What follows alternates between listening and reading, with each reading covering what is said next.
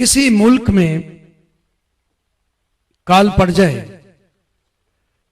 या किसी मुल्क में बारिशें ना हो और पानी की सतह कम हो जाए और बिजलियां वक्फे वक्फे से आना शुरू करें और हर रोज उसके वकला सड़कों पर जुलूस निकालते हो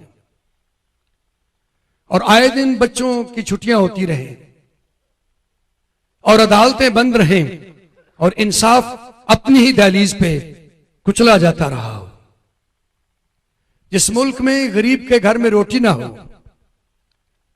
और लोग एक कतार में लगकर पैसे हाथ में हो और आटा लेने के लिए खड़े हों, और जिस मुल्क में रास्तबाजी और सदाकत बाजारों में गिर गई हो, जिस मुल्क में खुदा का खौफ उठ गया, जिस मुल्क में गुनाह को गुनाह ना समझा जाए, करप्शन को इज्जत की निगाह से देखा जाए, उस मुल्क का अंजाम इंतहाई खतरनाक है। उस मुल्क के लिए खुदा के लोगों को रोजे रखना और दुआएं करना अज़बस जरूरी बन जाता है। खुदा हमारे मुल्क को बचा सकता है। खुदा का हाथ छोटा नहीं हो गया कि वो बचा ना सके, लेकिन बाइबल ने फरमाया कि खुदा की और इंसानों की जुदाई होगी, उम्मतों के दरमियान दीवारें बन गई हैं, एक मुआशरा दूसरे मुआशरे से कट गया है, एक कबीला दूसरे कबीले से हो गया है, एक उम्मत दूसरी उम्मत से कट गई है। और बाइबल मुकद्दस इस बात का ऐलान करती है कि चंद खसूसी वजूहात हैं, कुछ असबाब हैं कि जुदाइयां जमीन पर नफरतों में बदल गई हैं। खुदा और इंसान की जुदाई अब सुन रहे हैं चंद दिनों से खुदा के खादमों से। मैं अगर रिपीट करूं तो माजरत के साथ, क्योंकि मजमून इस किस्म का रखा गया है। गुनाह ने खुदा और इंसान के दरमियान जुदाई पैदा कर दी। गुनाह क्या है? गुनाह की नोयत को समझना, उसकी जड़ तक जाना बहुत जरूरी है कि गुनाह क्या चीज है। पहला यूहन्ना रसूल का खत है, उसके 5वें बाब की 17 आयत का जो इब्तदाइया अल्फाज हैं वो यूं है तो हर तरह की नाराजगी गुनाह। जमीन पर नाराजगी जितनी भी होती है, चाहे वो जिनाकारी की शक्ल में हो, चाहे वो लूटने और चोर बाजारी की शक्ल में हो, चाहे वो होमोसेक्सुअलिटी हो, लेस्बियन हो, लुटेरे हो, कातिल हो, जालिम हो, दहशतगर्दी हो, ये सब गुनाह है।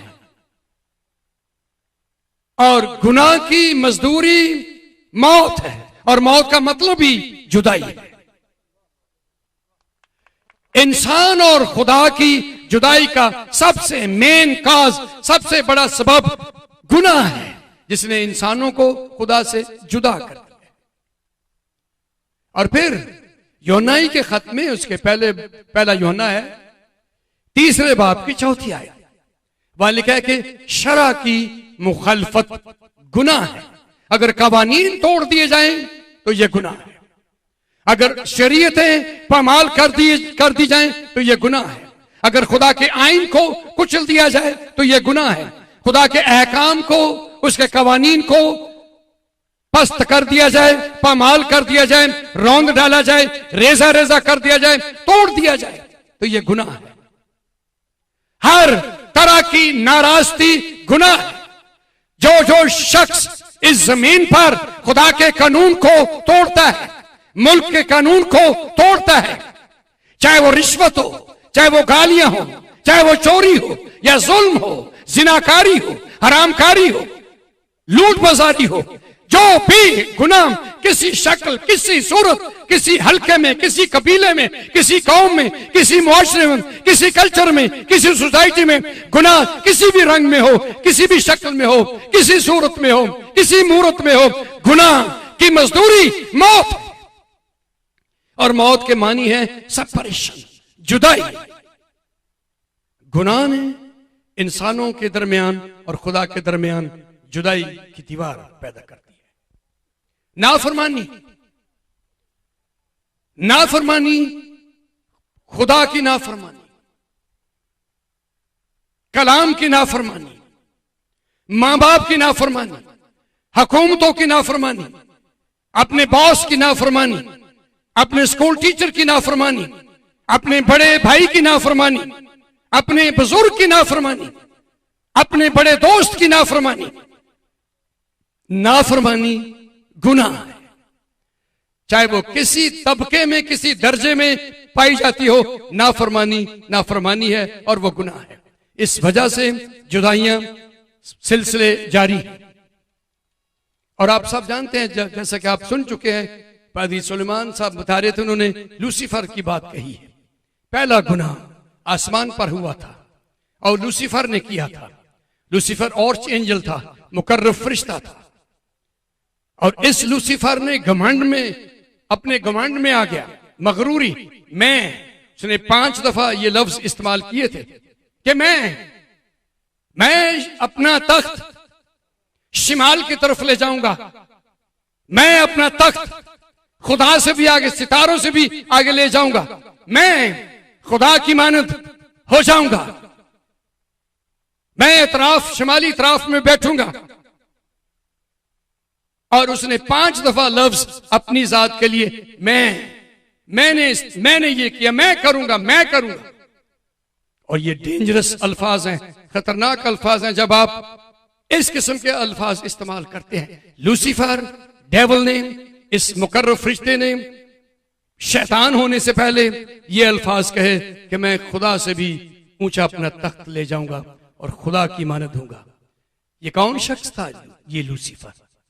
इसके नाम के मानी है सुबह का फरजंद, सन ऑफ लाइट, रोशनी का फरजंद, नूर का अलंबरदार, इब्ने सहर, इब्रानी जबान में इब्ने सहर, सुबह का बेटा। इसको सुबह का फरजंद, सुबह का बेटा, रोशनी का अलंबरदार। इसके नाम के एक और मानी भी है, चीफ म्यूजिशियन, मीर मुगन्नी इसके नाम के मानी थे। बहुत बड़ी प्रेज एंड वर्शिप खुदावंद के हुजूर में प्रस्तुत हमदोसना को लीड करता था। और इसके बदन में बिजलियां थी, रोशनियां थी, कमकमे थे। इसके अंदर कीमती आतिशी पत्थर थे और इन्हीं पत्थरों में चलता था और इन्हीं की पोशाक इसने पहन रखी। इसके अंदर से रोशनियां और बिजलियां और सूर्य निकलती थी।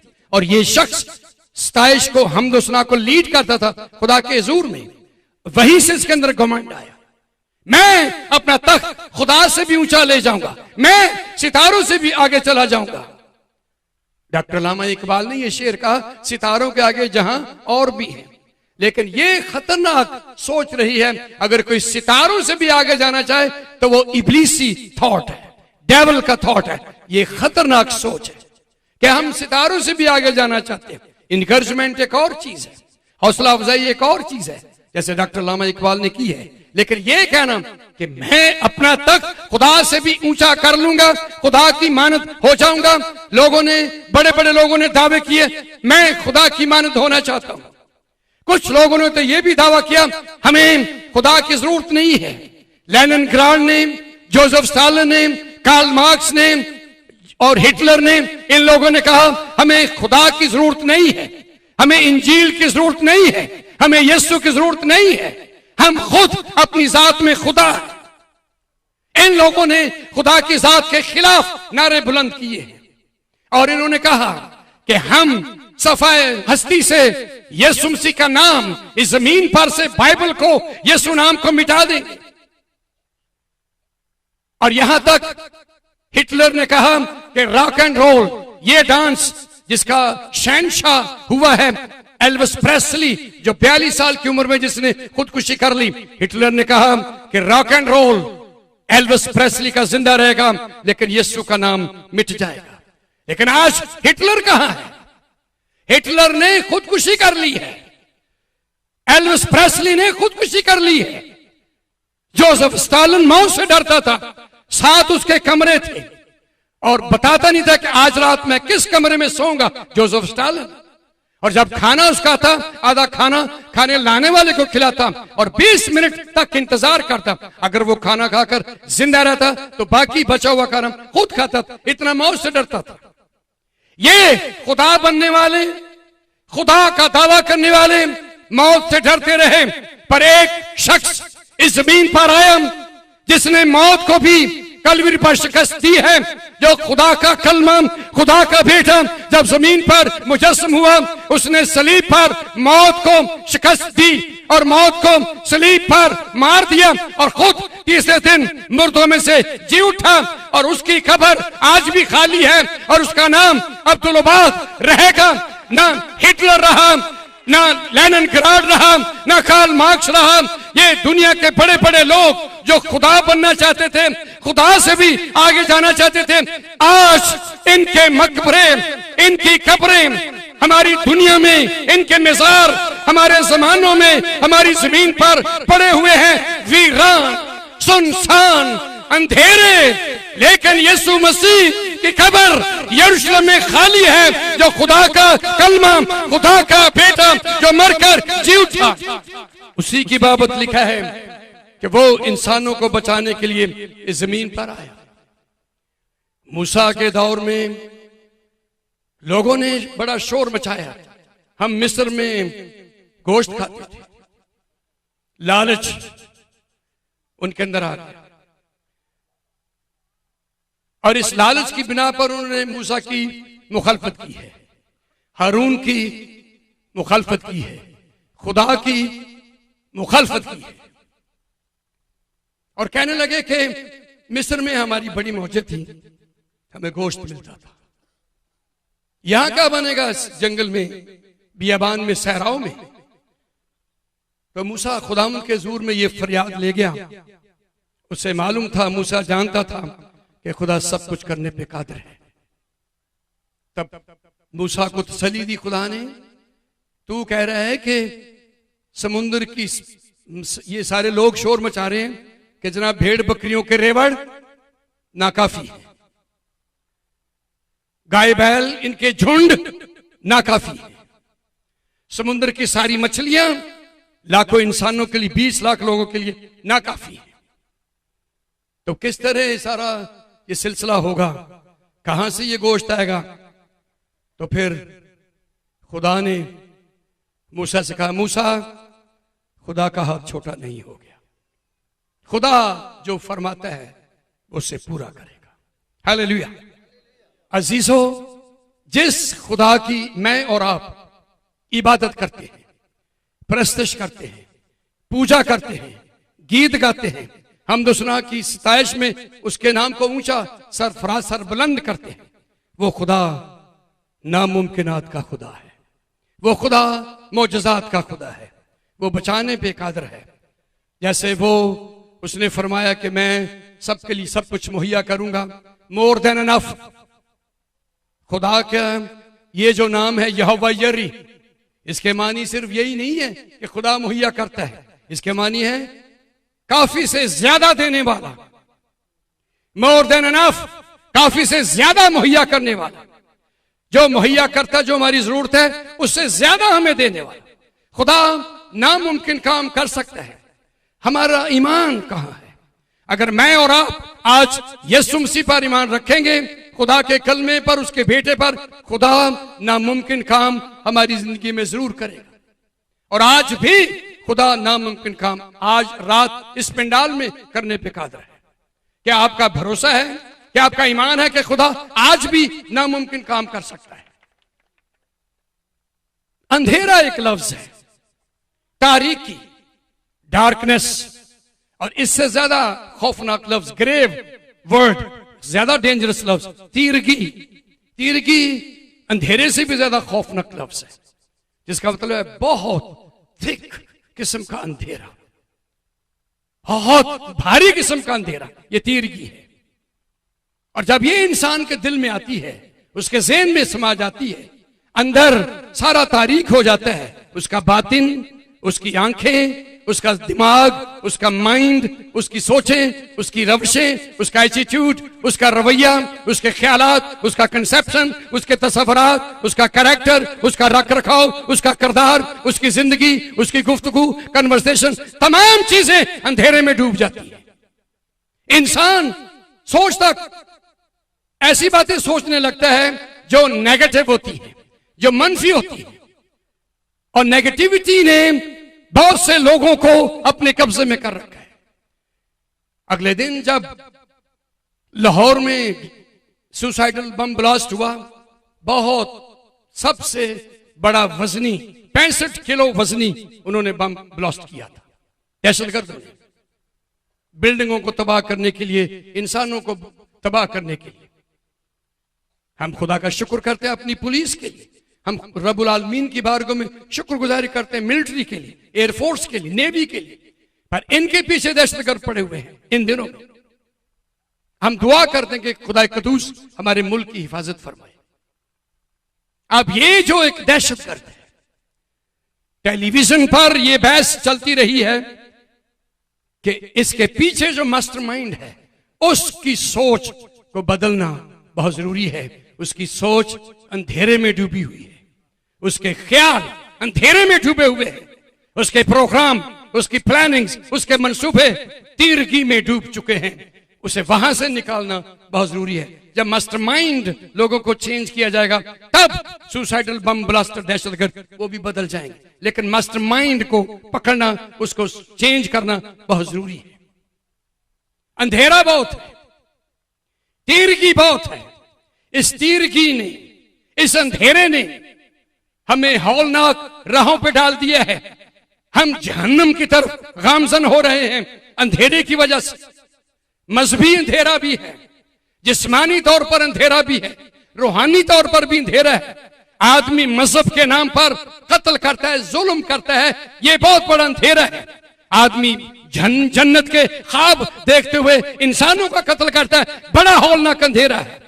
इस हौलनाक अंधेरे से बचने के लिए जिसने कौमों में, मुआशरे में, सोसाइटी में, मुल्कों में, कबीलों में, उम्मतों में जुदाइयां डाल रखी हैं, इस अंधेरे को काबू करना, इस पर गलबा पाना, इसको अंदर से, जड़ से खत्म करना बहुत जरूरी है।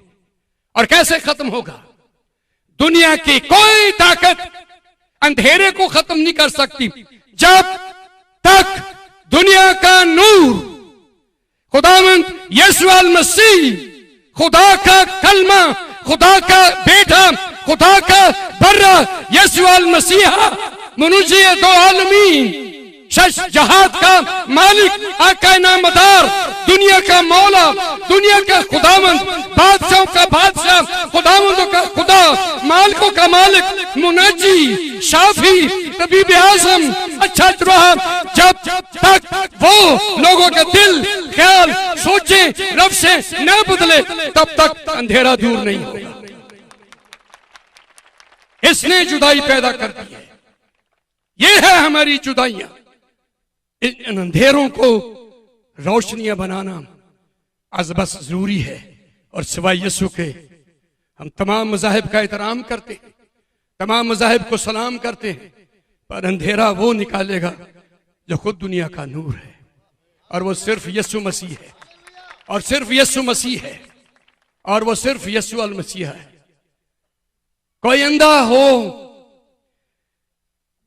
आंखें ना रखता हो, अल मसीहा के करीब ले आते हैं, उसका हाथ छोटा नहीं है, वो अपना हाथ रखता है, और जिन आंखों में सिर्फ खौल ही खौल होते हैं, आंखें ही नहीं होती, जिस चेहरे में खौल ही खौल है, आंखें ही नहीं होती, वो फरमाता है और आंखें किसी जगह से आ जाती है, रोशनी आ जाती है।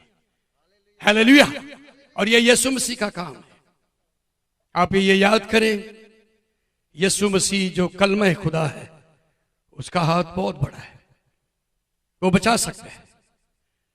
सोचा कभी आपने कि यीशु के हाथ बड़े ताकतवर हैं? आप कहते हैं जी हम इनमें कील ठोंक सकते हैं। हाँ जी, आप ठोक सकते हैं। सर हम कांटों का ताज रख सकते हैं सर पर, अब कर सकते हैं। जनाब हम पाँव में भी कील ठोंक देंगे, हम मसलूब कर सकते हैं, अब कर सकते हैं। पर ये हाथ बड़े ताकतवर हैं। पूछे यीशु से कि तेरे हाथ किस तरह ताकतवर हैं?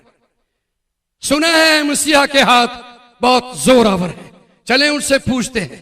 जब वो जमीन पर बैठता है और लिखना शुरू करता है अपनी उंगलियों से, और तमाम लोग पत्थर जो झोलियों में लिए खड़े हैं, एक गुनहगार, जिनाकार, हरामकार औरत कस्बी को मारने के लिए पत्थर लिए बैठे हैं, खड़े हैं और अपनी बारी का इंतजार करें। आज इस जिनाकार औरत हम संसार कर जाएंगे।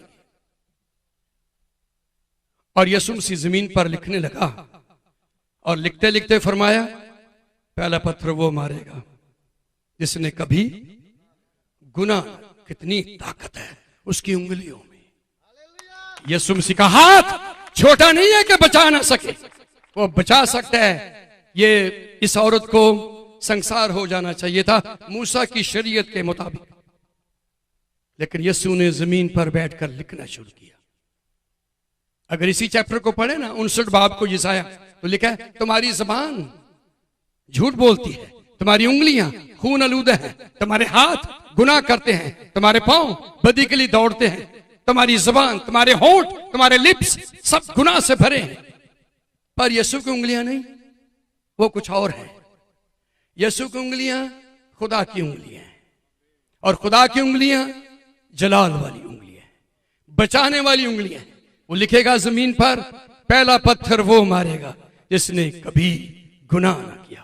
फिर तमाम पत्थर मारने वाले, सारे शरीयत के अलंबरदार, बड़े बड़े मजहब के ठेकेदार, जो मारना चाहते हैं, संसार करना चाहते हैं, जो शिकंजे में लाना चाहते हैं, जो कुचल देना चाहते हैं, बारी बारी पत्थर जमीन पर फेंकते जाएंगे। फिर औरत रह जाएगी और यीशु मसीह खड़ा होगा और वो फरमाएगा, औरत, ऐ औरत, क्या तुझ पर किसी ने हुक्म लगाया?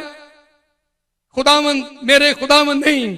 वो रो रही थी, रुसवा थी, शर्मिंदा थी, अपने गुनाह पर मातम कर रही थी कि मैं संसार हो जाऊंगी। तो अल मसीहा ने फरमाया, ऐ औरत, क्या किसी ने तुझ पर हुक्म चलाया?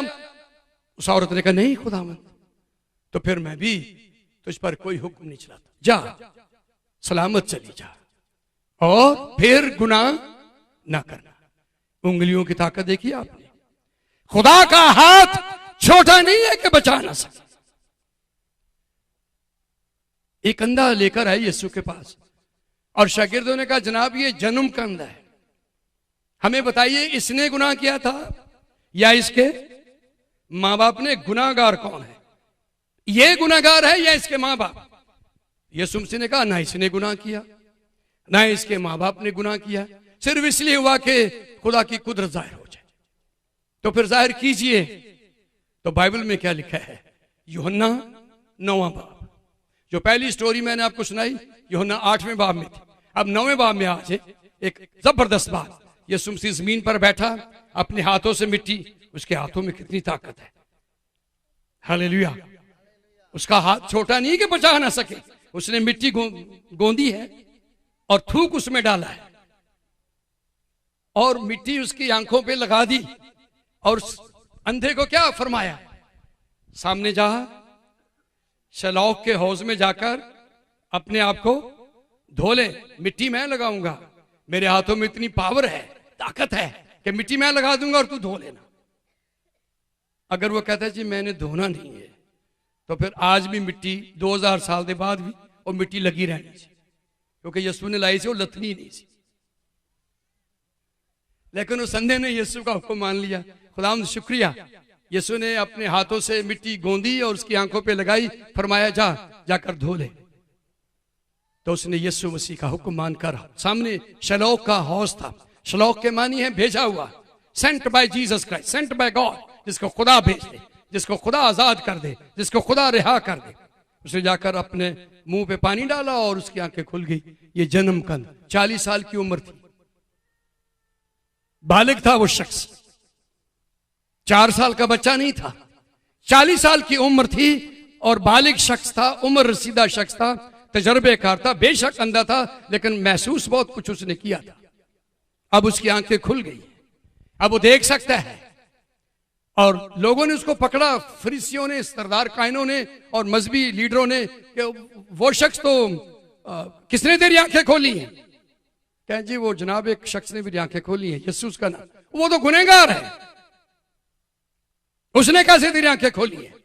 तो इस अंधे ने जिसकी आंखें खुल गई कहने लगा जी ये नहीं मुझे पता कि वो गुनहगार है या नहीं है, ये मुझे पता है कि मैं अंधा था अब देखता हूं। हालेलुया।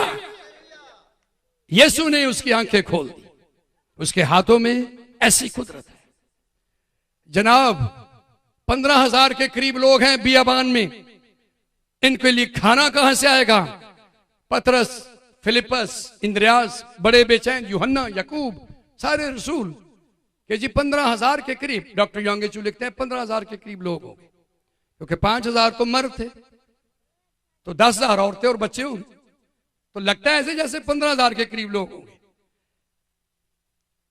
वॉचमैन ही जो इवेंजलिस्ट हुए हैं, खुदा के खादिम, चाइना के रसूल, उन्होंने भी कहा तकरीबन 15,000 लोग होंगे। और वो लिखते हैं अपनी किताब में कि 12 शहरों से, 12 देहातों से लोग इकट्ठे हुए थे, 15,000 के करीब लोग थे। और यीशु मसीह ने क्या किया है? यीशु मसीह ने कहा तुम ही इन्हें खाने को दो। ये बेवसाइल लोग बावसीला बन गए, इनका कोई वसीला नहीं है। वो कह रहे हैं जी 300 दिनार की रोटियां भी यहां कम होंगी, क्या किया जाए? रेस्टोरेंट करीब नहीं है, तनूर कहां से लगवाएंगे, आटा कहां से आएगा, पकाने वालियां कहां से आएंगी? हजारों लोग हैं यहां, खचाखच भरा पड़ा है सारे, ये सारे मैदान भरे दूर तक, किस तरह ये खाने का इंतजाम होगा? आपको याद है उस बियाबान में खुदा मूसा से बोला था कि मेरा हाथ छोटा नहीं हो गया। तुम कहते हो जनाब ये भेड़ बकरियों के रेवड़, गाय बैलों के झुंड और समुद्र की सारी मछलियां कौन लेकर आएगा, कौन खिलाएगा, किस तरह इंतजाम होगा? खुदा फरमाता है मेरा हाथ छोटा नहीं हो गया। हालेलुया। यीशु मसीह ने फरमाया वो रोटियां, कहने जी हमारे पास कितनी रोटियां? 5 रोटियां, और फरमाया मेरे पास लेकर आओ। अब देखिए बाइबल में लिखा है यीशु ने उन रोटियों को और मछलियों को क्या किया? अपने हाथ में लिया, अपने हाथ में लिया। यीशु के हाथों की कुदरत देखिए, अपने हाथ में लिया उसने रोटियों को और मछलियों को। लिखा है आसमान की तरफ निगाह करके दुआ की, बरकत दी और कहा दे दो सबको बांट दो। अब उसने टुकड़े टुकड़े करके 12 टोकरियां भर दी। पतरस, याकूब, यूहन्ना, इंद्रियास, फिलिपस वगैरह ये तमाम रसूल हैरान थे कि यार टोकरी खत्म नहीं होती, भरती जाती है। हम एंड तक भी चले गए, फिर भी टोकरियां बच गई। जहां से हमने शुरू किया वहां का वहीं खाना है। 15,000 खा भी गया, शेर भी हो गए, अब लोग गांव में जाना भी शुरू हो गए, तो हमारी टोकरियां फिर की भरी रह गई। किसके हाथों में ये कुदरत है? किसके हाथों में ये ताकत है कि वो नामुमकिन काम करने पे कादिर है? यीशु मसीह के हाथों में। आप इन हाथों को कील ठोक दें इन हाथों में, फिर क्या है? आप पांव में कील ठोक दें, सो व्हाट? आप पसली में भाला लगा दें, क्या फिक्र है? क्योंकि वो तीसरे दिन मुर्दों में से जी उठता है। हालेलुया। आज हमने पाम संडे मनाया है तमाम दुनिया में, खजूरों का त्योहार। कई चर्चेस में खजूर की डालियां लेकर सफेद लिबास लोगों ने पहने, औरतों ने, बच्चों ने, बेटियों ने, बेटों ने, काहिनों ने, और उन्होंने जुलूस निकाले हैं। आज बहुत से चर्चेस में, पाकिस्तान में, इंडिया में, एशिया में और यूरोप अमेरिका में भी, सारी दुनिया में पाम संडे खजूरों का इत्वार मनाया गया। हुआ क्या था? यीशु मसीह उसने फरमाया गधी बंदी होगी, उसके साथ उसका बच्चा भी। सामने वाले गांव में जाओ और उनको कहना कि उस्ताद को इनकी जरूरत है। उन्होंने खोला है और ले आए हैं और लिखा है इनकी जरूरत है, इसकी नहीं लिखा। उस्ताद को इनकी जरूरत है। तो यीशु मसीह ने आधा सफर दोनों पे किया है, क्योंकि जो गधी का बच्चा था 5 साल का हो चुका था, और 5 साल का जो गधा जवान हो जाता है वो वजन उठा लेता है एक मर्द का।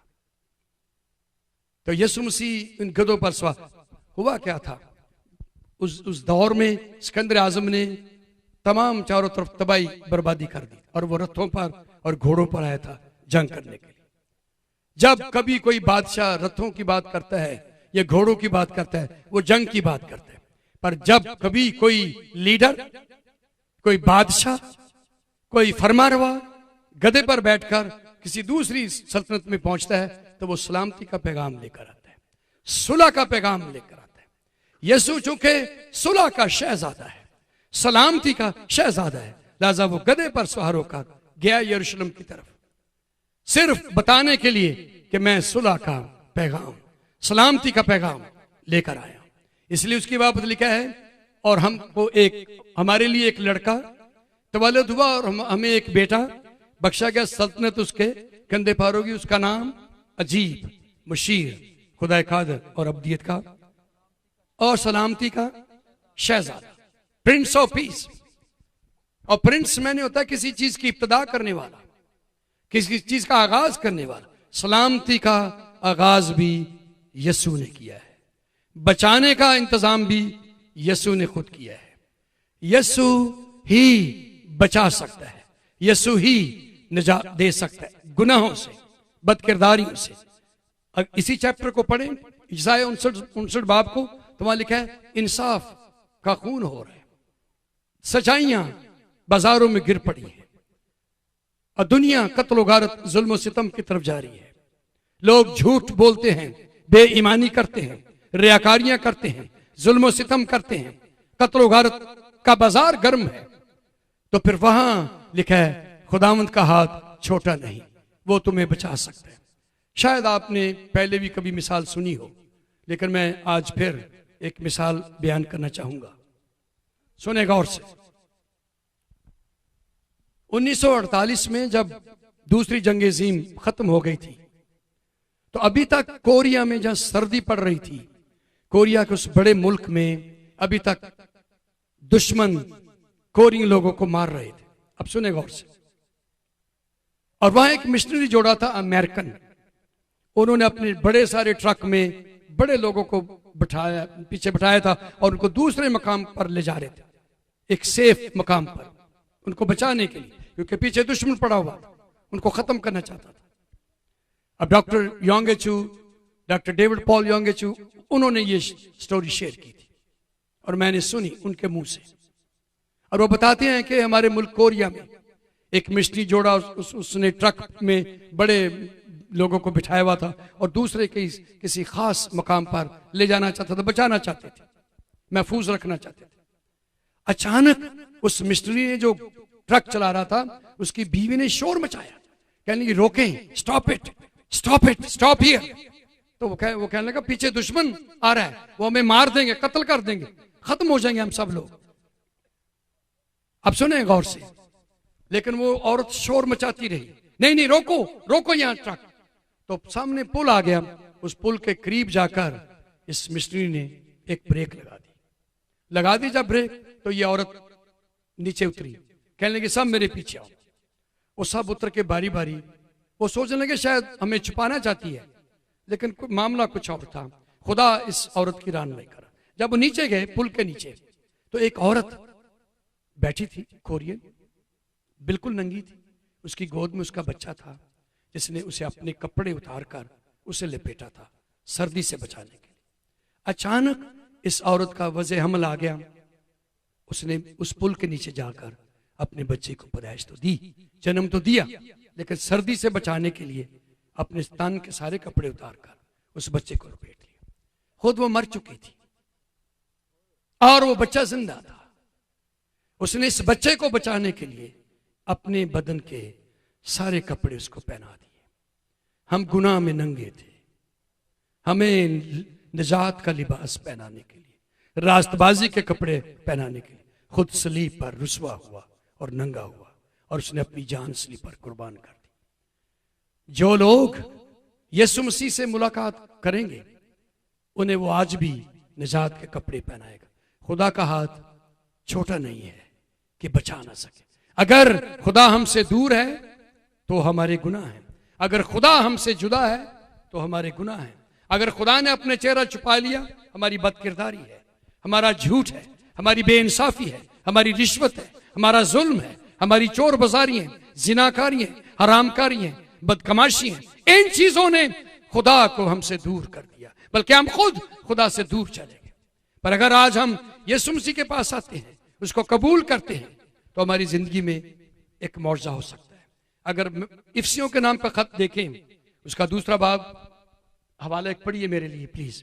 इफ्सियों के नाम पर खत, ये माइक दीजिए प्लीज सर, दूसरा बाब, और आप 12वीं आयत से पढ़िए क्या लिखा है। इफ्सियों के नाम पर खत है, उसका दूसरा बाब, उसकी 12 आयत से पढ़िए क्या लिखा है, और आप गौर से सुनेंगे। यहां जुदाई का जिक्र हुआ है। इफ्सियों के नाम पर खत, जी दूसरा बाब, उसकी 12 आयत से पढ़िए क्या लिखा है। हाँ जी। अगले जमाना में मसीह से जुदा और इस्राएल की सल्तनत से, अगले जमाने में हम क्या थे? मसीह से जुदा थे। जुदाई होगी ना, मसीह से जुदा हो गए, गुनाह आ गया हमारी जिंदगी में। आगे, और इस्राएल की सल्तनत से खारिज, और इस्राएल की सल्तनत से खारिज, और वादा के अहदों से नावाकिफ, और वादा के अहदों से नावाकिफ। आगे, और ना उम्मीद और दुनिया में खुदा से जुदा थे। क्या जिंदगी थी? हम ना उम्मीद थे और खुदा से जुदा थे। जुदाई की बात हो रही है। आगे, मगर तुम जो पहले दूर थे, मगर तुम जो पहले दूर थे, अब मसीह यीशु में मसीह के खून के सबब से, अब मसीह यीशु में उसके खून के सबब से नजदीक हो गए हो। हम जो जुदा थे, हम जो खारिज थे, हम जो दूर थे, यीशु के खून के वसीले नजदीक हो गए। हालेलुया, हालेलुया, जोरदार तालियां खुदा यीशु मसीह के जलाल के लिए। आगे पढ़िए। क्योंकि वही हमारी सुलह है, वही हमारी सुलह है। अब जुदाई खत्म हुई है। किस तरह? पढ़िए। जिसने दोनों को एक कर लिया, किन दोनों को एक कर दिया? और यहूदियों को और गैर कौमों को। कौमों के उम्मतों के अंदर भी जुदाइयां हैं, गैर कौमों और यहूदियों के अंदर आज भी जुदाइयां हैं। लोग यहूदियों से नफरत करते हैं, उन्हें खत्म करना चाहते हैं, लेकिन बाइबल बताते हैं इस जुदाई को जो गैर अक़वाम में, जेंटाइल्स में और जूश कौमों में है, इस जुदाई को भी खत्म कर दिया गया है। कैसे खत्म किया गया? दोनों को एक कर दिया सलीब पर। इसराइलियों को यानी यहूदियों को और गैर कौमों को, यूनानियों को और हम जैसे लोगों को, सबको यीशु मसीह ने सलीब पर एक कर दिया। उम्मतों और कौमों की जुदाई का इलाज, ट्रीटमेंट, रेमेडी, चारा जोई सिर्फ यीशु की सलीब है और यीशु का बहता हुआ खून है। आगे पढ़िए। और जुदाई की दीवार को, और जुदाई की दीवार को, जुदाई की दीवार को जो बीच में थी ढा दिया। गुनाह जो था जुदाई की दीवार था, नाफरमानी जो थी जुदाई की दीवार थी, हमारे अंदर की तारीकियां और अंधेरे जुदाई की दीवार थे। इस दीवार को ढा दिया गया। आगे, चुनाचे उसने अपने जिस्म के जरिए से, चुनाचे उसने अपने जिस्म के जरिए यानी जिस्म को कुर्बान करके, कुर्बानी देकर, दुश्मनी यानी वो शरीयत जिसके हुक्म ज़ाब्तों के तौर पर थे, माकूफ कर दी, ताकि दोनों से अपने आप में एक नया इंसान पैदा करके सुलह करा दे। बस शुक्रिया। एक नया इंसान पैदा हुआ है। पुराना इंसान और नया इंसान, इनमें फर्क है।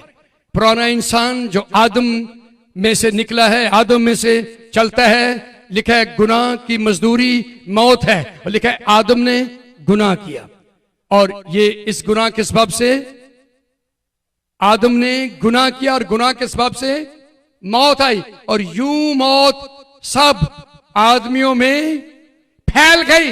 इस मौत से कौन हमें छुड़ा सकता है? पौलुस रसूल ने एक बड़ी बात कही, मैं कैसा कम वक्त हूं, इस मौत के बदन से कौन मुझे छुड़ाएगा? जुदाई का बदन, मौत के मानी है जुदाई। पौलुस रसूल जुदाई अपने बदन पर लिए फिरता है, मौत अपने ऊपर लिए फिरता है। यूनानी दौर में, रोमी दौर में एक बड़ी सजा दी जाती थी, कातिल को सजा दी जाती थी। इस तरह रोम के मुल्क में, सुनिए गौर से, मकतूल जिसको कत्ल किया जाता, उसकी लाश कातिल को जो जिंदा होता उसके साथ बांध देते थे, और वो उन ढेरों में पड़ा रहता इस लाश के साथ, यहां तक कि बदबू पड़ जाती, कीड़े पड़ जाते, और ये शख्स जो कातिल होता, जिंदा होता, इस बदबू से, कीड़ों की वजह से खुद ही मर जाता। ये पौलुस ने मिसाल दी है कि मौत का बदन मैं उठाए फिरता हूं, किस तरह मैं आजाद हो सकूंगा, कौन मुझे इससे रहाई देगा। तो फिर पौलुस कहता है मैं यीशु मसीह का शुक्रिया अदा करता हूं जो मुझे इस मौत के बदन जिसके मानी जुदाई के हैं, यीशु मसीह मुझे आजाद करता है। हालेलुया। आज भी मौत का बदन जो जुदाई की सूरत में हम लिए फिरते हैं, खुदावंद यीशु मसीह इस जुदाई को खत्म करता है। लिखा उसने जुदाई की दीवार को जो बीच में थी ढा दिया, इसको कोई ना ढा सका था, क्योंकि गुनहगार को निजात दे सकता है, अंधा अंधे को राह नहीं दिखा सकता। जिसकी जात में गुनाह नहीं वो मुनजी हो सकता है। जो खुदा बाप की तरफ से भेजा गया हो वो मुनजी हो सकता है। जो गुनाह मुआफ करे वो मुनजी हो सकता है। जिसका मौत पर इख्तियार हो वो मुनजी हो सकता है। जो जहन्नम और पताल को शिकस्त दे और इब्लीस के सर को कुचल डाले वो निजात दिंदा हो सकता है। खुदा का हाथ छोटा नहीं है कि बचा ना सके। यीशु मसीह के जोरावर हाथ आज भी यहां काम कर रहे हैं। आपको छूना चाहते हैं, आपको आजाद करना चाहते हैं, आपको शिफा देना चाहते हैं। अपने सरों को झुकाएंगे और दुआ करेंगे, खुदा के हुजूर में शुक्रगुजारी करेंगे। कितने लोग हैं जो आज फैसला करना चाहते हैं कि मैं गुनाहों से आजाद होना चाहता हूं, मैं गुनाहों से आजाद होना चाहती हूं। मेरी जिंदगी में गुनाह का बड़ा बोझ है, मेरे अंदर बड़ा अंधेरा है, मेरे दिल में बड़ी तारीकी है और नेगेटिविटी ने, मनफी सोचों ने मुझे जकड़ के तबाह करके रख दिया है। मैं आजाद होना चाहता हूं, आजाद होना चाहती हूं। मेरे जीजों, बेटियों और बेटों, नौजवानों, आपके लिए खास पैगाम, आपके लिए खास मौका कि आज रात आप यीशु मसीह से मुलाकात करेंगे। आज रात आप यीशु मसीह से बरकतें लेकर जाएंगे। आज रात आप आसमानी खजाने लूट कर जाएंगे। जब यीशु आपको मिल जाएगा, आसमान के अच्छे खजाने सब आपके हो जाएंगे। निजात दुनिया का सबसे बड़ा खजाना है। गुनाहों से रिहाई, गुनाहों से खलासी, बदरूहों से निजात, बीमारियों से खलासी सिर्फ यीशु मसीह दे सकता है और वो यहां मौजूद है और आपका मुंतजर है। कितने लोग हैं जो आज गुनाहों से आजाद होना चाहते हैं? अपने हाथ दिखाइए, जल्दी से खुदावंद को अपने हाथ दिखाइए। खुदावंद को, बेटों और बेटी और नौजवानों, यीशु मसीह को अपने हाथ दिखाइए। आप जहां कहीं हैं, बहुत पीछे बैठे हैं या इन दीवारों से बाहर मेरी आवाज सुन रहे हैं, शायद आप घरों में आवाज सुन रहे हैं, आप किसी मजहब, किसी कौम से हैं, यीशु मसीह सिर्फ क्रिश्चियनों का नहीं है, यीशु मसीह सिर्फ यहूदियों का नहीं है, यीशु सारी उम्मतों का यीशु है। यीशु सबके लिए मुआ है, यीशु सबके लिए जमीन पर आया है। खुदा ने दुनिया से ऐसी मोहब्बत रखी, सारी उम्मतों और कौमों से ऐसी मोहब्बत रखी कि उसने अपना इकलौता बेटा बख्श दिया, ताकि जो कोई किसी मजहब, कौम, उम्मत, डिनोमिनेशन से हो, जो कोई उस पर ईमान लाए हलाक ना हो बल्कि हमेशा की जिंदगी पाए। कितने लोग हैं जो जिंदगी पाना चाहते हैं? खुदा का हाथ छोटा नहीं है जो बचा ना सके। वो आपको छूकर नया शख्स बना देगा, नया आदमी पैदा कर देगा, नई तबीयत, नई सोच, नई रूह, नई जिंदगी आपको मिल जाएगी। आपके हालात बदल जाएंगे।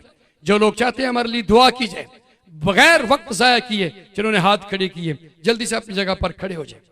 हम आपके लिए दुआ करना चाहते हैं। अभी हम बीमारों के लिए दुआ नहीं कर रहे, वो लोग जो आज अपनी जिंदगी यीशु मसीह को देना चाहते हैं, जो आज अपनी जिंदगी में एक फैसला करना चाहते हैं। आप क्वायर में हैं, शायद उस तरफ है, मेरी दाहिनी तरफ, बाईं तरफ, ये बहुत पीछे, शायद आप खिदमत कर रहे हैं, लेकिन अभी तक आपको गुनाह की माफी का कोई तजर्बा नहीं। लेकिन यीशु आज रात आपको तजर्बा देना चाहता है। यीशु मसीह आज रात आपको बचाना चाहता है। कभी कभी हम दुआ में ये कहते हैं, मेरे इतने गुनाह जितने आसमान के सितारे या सफेद बाल हो, मेरे इतने गुनाह। तो फिर ये गुनाह साथ लेकर हम जहन्नम में चले जाएंगे, कब्र में उतर जाएंगे। लेकिन आज आपके लिए मौका है कि आप जहन्नम के अजाब से, मौत के अजाब से, गज़ब-ए इलाही से बच सकते हैं। खुदा का हाथ छोटा नहीं है कि बचा ना सके। खुदा का हाथ आपकी तरफ बढ़ा हुआ है। मेरे एक पीछे दुआ कीजिए कि ये ऐ खुदाम यीशु, मैं तेरे सामने हाजिर हूं, मेरे सारे गुनाह माफ कर, मुझे अंधेरों में से निकाल, गुनाहों से आजाद कर, तारीकियों से आजाद कर, जुल्मतों से छुड़ा ले। आज गुनाह के बंधन टूट जाए, आज गुनाह की रस्सियां कट जाए, और मुझे यीशु नाम से खलासी मिल जाए, रहाई मिल जाए, जिंदगी मिल जाए, आजादी मिल जाए। तेरे खून को अपने ऊपर लेते हैं, यीशु के खून को अपने ऊपर लेते हैं, जिस खून में जिंदगी है, शिफा है, निजात है, रहाई है, खलासी है। तेरा शुक्र हो, तूने जुदाई की दीवार को ढा दिया अपनी जान कुर्बान करके। Hallelujah, hallelujah. तेरा शुक्र हो कि तूने मेरी सुन ली है, तूने मुझ पर रहम कर दिया और मुझे बरकत दी है। आप खड़े रहिए, पास्टर शफी मार्टिन आपके लिए शुक्रगुजारी करेंगे। इसके बाद हम बीमारों के लिए भी दुआ करेंगे।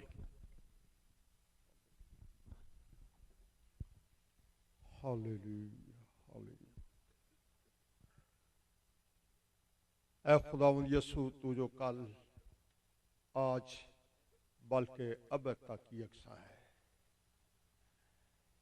आज भी तू बीमार के लिए शिफा है, बदरू गिरफ्तार के लिए आज़ादी है, गुनाहगार के लिए निजात है। तेरा शुक्र करते हैं और तेरा वादा है कि जहां दो या तीन मेरे नाम में इकट्ठे हैं, मैं उनके बीच में हूं। खुदावंद, हमारा ईमान है कि आज इस पंडाल में तू मौजूद है, तू चल फिर रहा है। आज के कलाम के लिए तेरा शुक्र, तेरे खादम के लिए तेरा शुक्र, जिसमें से होकर तूने अपने बच्चों के साथ कलाम किया है, तू इनके साथ बोला है और तेरे पाक रूह ने इन्हें तारीख दी है कि ये अपने गुनाहों का इकरार करें, अपनी नाराजगी का इकरार करें। और तेरे कलाम में ये लिखा है कि जो कोई अपने गुनाहों को छिपाता है और वो कभी कामयाब ना होगा, लेकिन जो कोई उसका इकरार करके तर्क करता है उस पर रहमत हो जाती है। मेरा ईमान है कि खुदावन, तेरे बेटे और बेटियां जो तेरी बारगाह में आज खड़े हैं और जो उन्होंने अपने हाथ तेरी तरफ उठाए हैं, तेरे बाप, तेरे बेटे यीशु के खून से इनके गुनाह मुआफ हो गए हैं। और तेरा शुक्र करते हैं कि मेरा ईमान भी है इस बात में कि इनके नाम किताब हयात में लिखे गए हैं। और क्योंकि तेरे कलाम में यह भी लिखा है कि जिस किसी का नाम किताब हयात में ना मिला, वो आग और गंदे की झील में डाल दिया गया, जहां रोना और दांतों का पीसना है।